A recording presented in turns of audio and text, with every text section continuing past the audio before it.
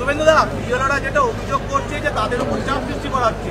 কে চাপ সৃষ্টি করছে? কমিশন এবং রাজ্য সরকার, তাদের অভিযোগ কমিশন এবং রাজ্য কমিশন করে চাপ সৃষ্টি করছে। তারা যেটা বলছে আমাদেরকে সময় দেওয়া হোক অথবা লোক বাড়ানো হোক, ডাটা এন্ট্রি করতে। মমতা ব্যানার্জিকে প্রশ্ন করব, নতুন যে রেমুনারেশন ঠিক করে দিয়েছেন ইলেকশন কমিশন বিএলওদের জন্য, মমতা ব্যানার্জি ফিনান্সে ফাইল আটকে রেখেছেন ৮০,৫০০ বিএলও নতুন রেমুনারেশন পায়নি।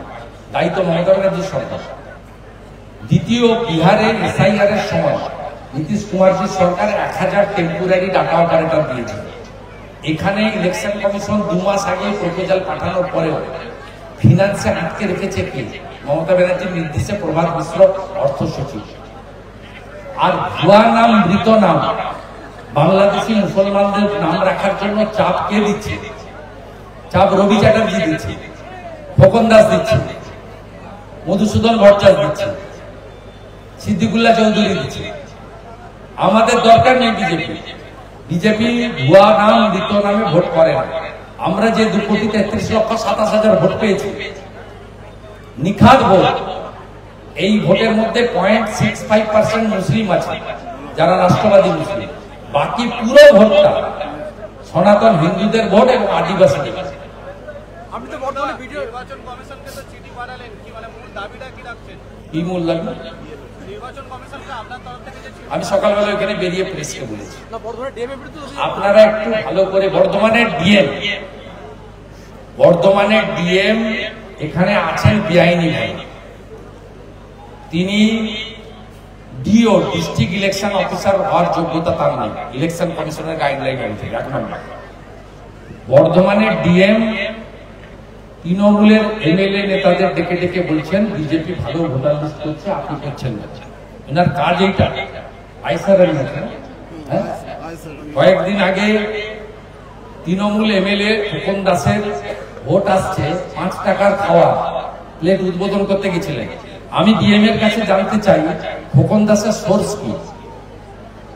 এই ৫ টাকা করে যে খাওয়ার দিচ্ছে ব্যক্তিগতভাবে, সোর্সটা কি? বালির টাকা না তোলার টাকা? একটা ডিএম চলে যেতে পারে সোর্স না জেনে? যদি ইনকাম ট্যাক্স থেকে চিঠি দিয়ে জানতে চাওয়া হয় যে আপনি যে খাওয়াচ্ছেন আপনার রোজগার কোথায়, সোর্স কোথায়, দেখাতে পারবেন? ডিএম এখানে অবৈধ কাজে যুক্ত। লাস্ট যেটা করেছে পূর্ব মেদিনীপুর, বর্ধমান এবং হুগলির ডিএম, পূর্ব বর্ধমান এবং হুগলির ডিএম কিছু বিএলওকে ডেকেছে ওটিপি দেওয়ার জন্য।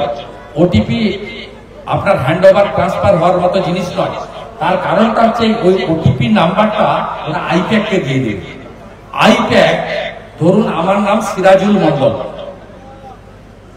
আমার নাম মিলছে না, 2002 ভোটার লিস্টে নেই। ওই এজের সঙ্গে ম্যাচ করে কুচবিহার, উত্তর দিনাজপুর, মালদায় কোনো ওই সেম বাবার নামের মন্ডল আছে কিনা দেখে ওটিপি দিয়ে ঢুকিয়ে ওর নামটা রাখার ব্যবস্থা হচ্ছে।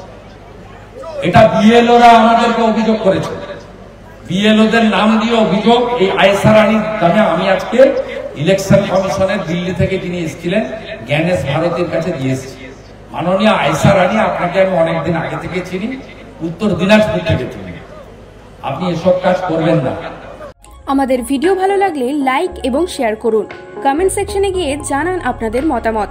আরও ভিডিও পেতে আমাদের চ্যানেল সাবস্ক্রাইব করুন এবং প্রতি মুহূর্তে খবরের আপডেট পেতে প্রেস করুন বেল আইকন।